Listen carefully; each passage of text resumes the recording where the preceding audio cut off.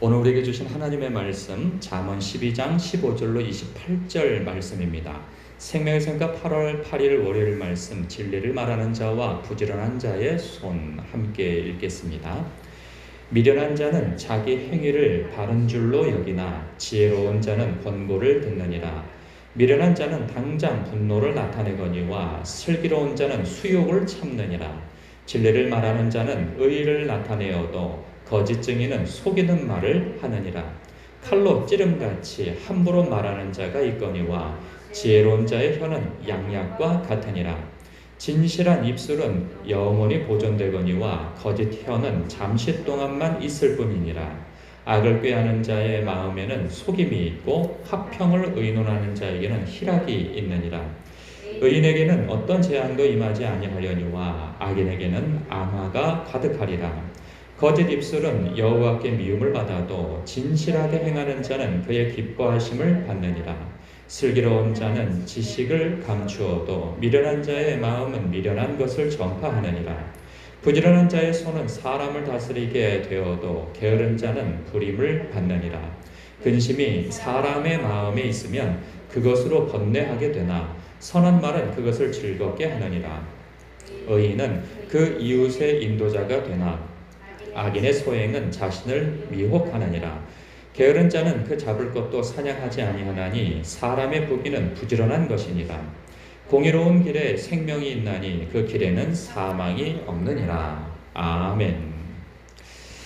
하나님과 가까운 사람, 즉 사이가 하나님과 사이가 좋은 사람이 의인이라 말씀드린 바 있어요. 그 하나님과 관계가 좋고 사이가 좋고 가까운 사람의 특징은 하나님의 말씀에 귀를 기울이고 그 말씀 앞에 순종하는 삶을 살기를 기뻐한다 하여서 그 사람을 일컬어 의인이라 말씀드렸죠. 여기서 의인은 지혜로운 자, 슬기로운 자, 화평케 하는 자, 진실되게 행하는 자로 이렇게 소개가 되어져 있어요. 그들이 의인이라는 것은요, 단순히 나는 하나님을 사랑합니다, 나는 하나님을 사랑하고 하나님을 경외하고 하나님의 말씀을 사랑하는 사람입니다, 그렇게 주장하고 말한다고 하여서 그 사람이 의인이 아님을 잠언서는 계속 그렇게 드러내주고 있어요. 하나님을 사랑하고 경외하고 말씀을 사랑한다는 것이 무엇인가? 그것은 하나님을 사랑하는 그 징표는 하나님의 모양과 형상으로 지음받아진 다른 이웃, 사람, 가까운 사람, 형제라고 표현되어지는 그러한 사람에게 우리에게 어떻게 그 사람을 어떤 마음으로 대하는가, 우리의 태도, 관계에서 나오는 태도가 그의 열매이고 하나님을 사랑하는 징표로 나타난다고 말씀드렸어요.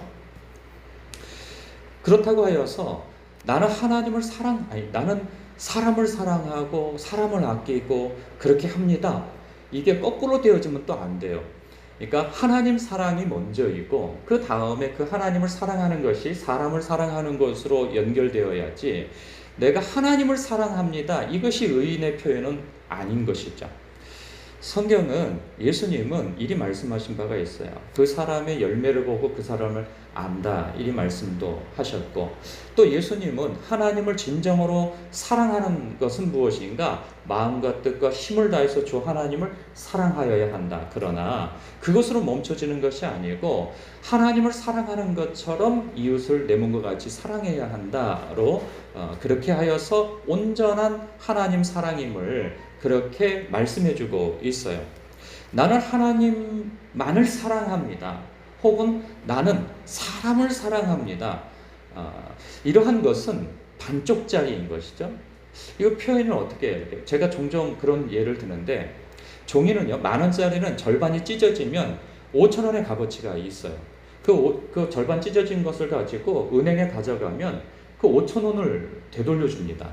그런데 이것이 한 면만, 10,000원짜리가 한 면은 온전하게 프린트가 되어져 있는데 저 뒷면은 백지예요. 그러면 이것은 절반의 값어치가 있는 것이 아니고 이것은 그냥 종이 조각입니다. 아무것도 아니에요. 그저 위조지폐가 되는 것이죠. 마치 그런 것처럼 나는 하나님만을 사랑합니다, 그러나 난 사람은 좋아하지 않아요. 나는 관계하고 싶지 않아요. 머리 검은 동물은 거둬들이지 말라고 그랬다고. 아유, 나는 사람만 여기면은 이렇게 여러 가지가 힘들어요. 그러니 나는 하나님만 사랑하고 나는 예배만 드리겠습니다 하는 그러한 사람은 미조 지폐를 소유한 것처럼 그의 신앙은 거짓이요 가짜인 것이죠. 반대로 사람을 사랑하라 하였으니 난 사람만 사랑하겠습니다 하는 것도 미조 지폐와 같은 가짜 신앙인 것이죠. 하나님께서는 분명히 하나님 사랑은 사람 사랑하는 것으로 열매가 맺어져야 한다, 그 말씀을 하고 있어요. 잠언서에서 오늘 말씀도 마치 그런 것을 이야기해 주고 있어요. 우리 하나님을 사랑하는 의인들, 하나님을 사랑하는 지혜로운 사람들, 그리고 슬기로운 사람, 화평케 하는 사람, 진실되게 행하는 사람들은 어떤 삶을 사는가, 이렇게 소개하고 있어요. 다 소개할 수는 없고 일부만 소개하자면 15절에 미련한 자는 자기 행위를 바른 줄로 여기나 지혜로운 자는 권고를 듣느니라. 관계하기 참 어려운 사람이 있어요. 자신에게는 문제가 전혀 없다고 여기는 사람이죠. 그리고 상대방에게서 그 문제를 늘 찾아내려고 하는 사람인 거예요. 나는 정확한 사람이야, 나는 틀림이 없어 하고 자기 자신에 대해서는 늘 정당화가 딱 준비되어져 있어요. 그리고 내가 이렇게 하는 데 있어서는 저 사람이 문제이기 때문에 나는 이렇게 할 수밖에 없다고 하는 정당성을 자꾸 마련하는 것이죠. 그리고 자기 자신에게는 항상 옳아요, 자기 자신은.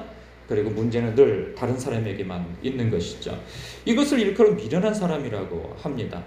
그리고 지혜로운 자는 권고를 듣는다 하는데, 여러분 이런 생각이 듭니다.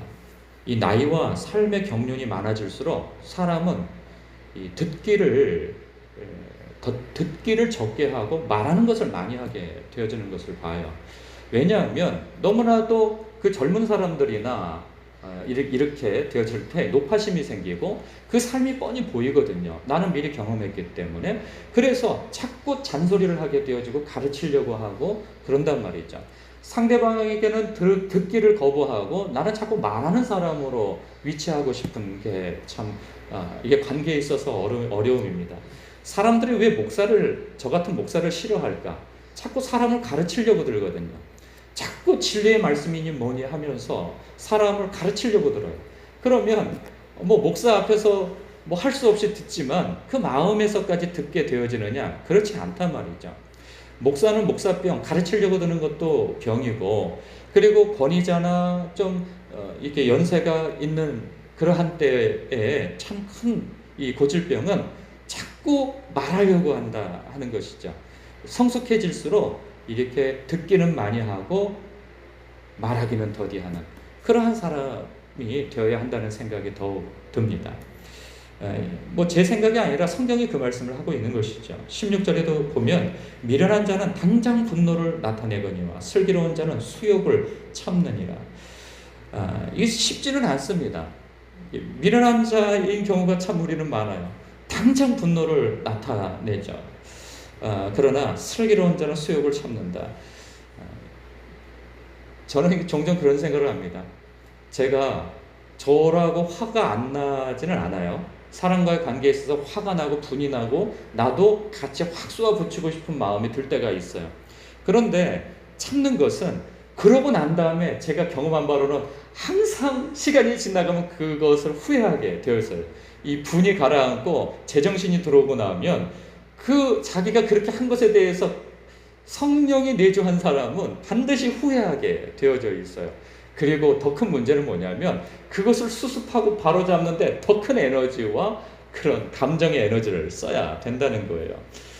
그것에 대해서 자신이 없으면 애초에 이 분이 날 때 분이 나는 대로 쏟아부으면 안 된다는 사실입니다.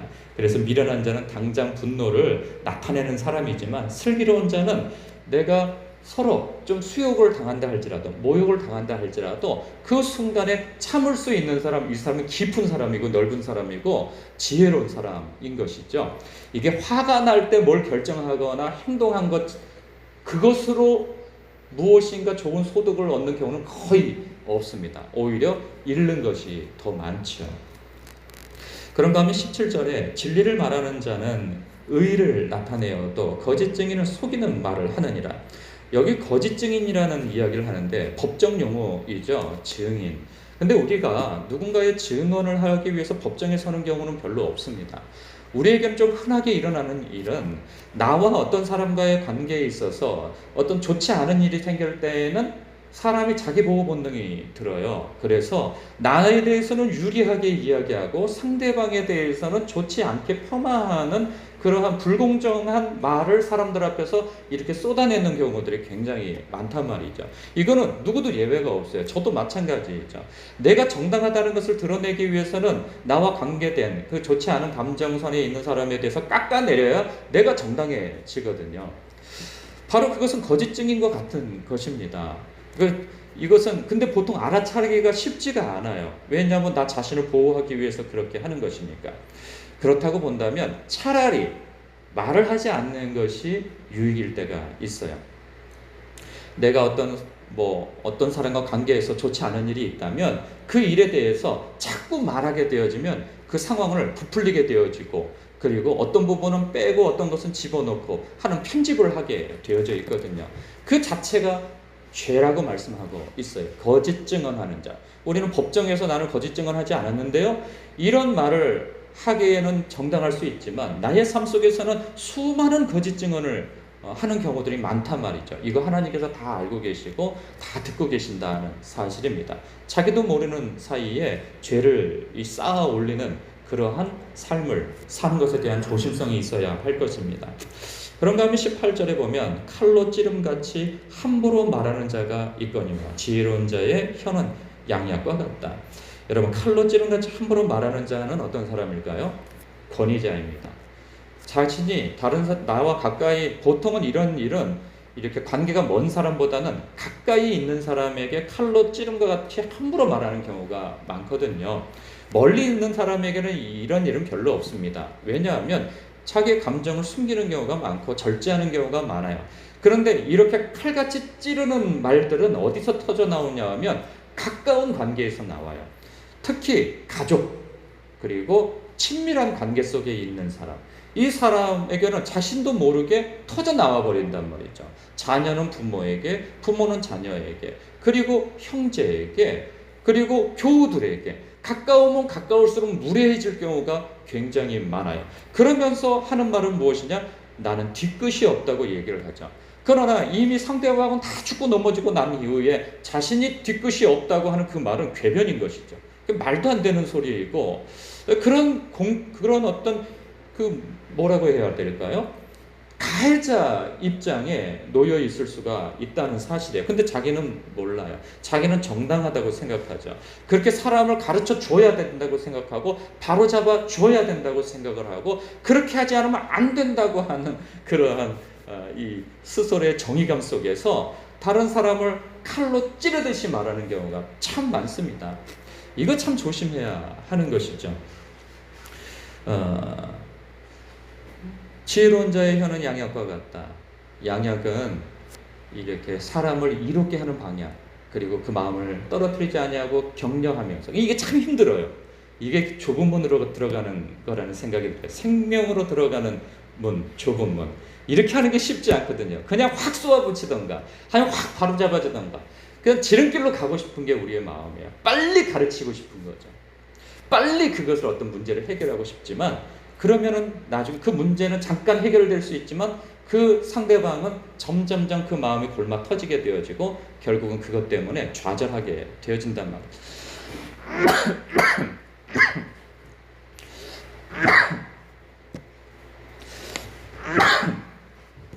말이에요. 죄송합니다. 여러분,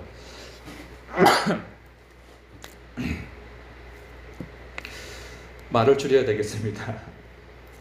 이 이후에 있는 내용들은 사실 다 설명할 필요가 없는 말씀들이에요. 여러분들이 곱씹어 묵상을 하게 되어지면 이 말씀을 통해서 엑스레이처럼 나 자신이 드러나게 되어지는 말씀이죠. 만약에 이 말씀을 보면서 그래, 이 말씀 누가 들어야 돼? 그 사람이 이게 문제라고 하면 여러분 말씀을 잘못 보는 거고 잘못 듣는 거고 잘못 묵상하는 것입니다. 이 말씀을 들어 자기 자신을 비춰야 돼요. 저는 어제부터 밤새 오늘 잠을 잘 못 자게 되어졌는데, 이 말씀을 묵상하면서 성령님께서 제 마음을 계속 다루어 가심을 경험했어요. 뭐 저의 개인적인 것을 다 나눌 수는 없지만 이 말씀이 저에게 참으로 이렇게 칼날처럼 들어오면서 도려내는 것을 많이 느꼈어요. 아, 내가 이런 자리에 있는 사람이구나. 내가 가까운 사람한테 이렇게 무례할 수 있는 사람이구나 라고 생각하면서 저 자신을 많이 회개하게 되어졌는데, 여러분도 이 말씀을 통하여서 자기 자신을 비추어서 아, 나에게 이런 하나님의 음성이 들려온다 여기시면서 자기 자신을 다듬어가고 성찰해 나가는데 이 말씀이 여러분의 앞을 비추고 여러분을 이렇게 예수님을 닮아가게 하는 귀한 말씀이 되시기를 주님의 이름으로 축복합니다. 기도하겠습니다.